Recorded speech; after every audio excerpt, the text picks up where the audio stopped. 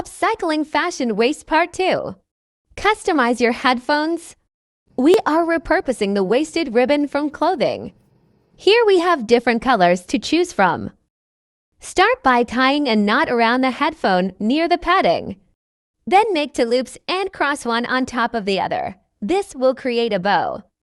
Now adjust the loops to your preferred size. And tighten the bow again. Cut the ends diagonally to the length you want. Snip, snip. Repeat the same step on the other side, and you're done.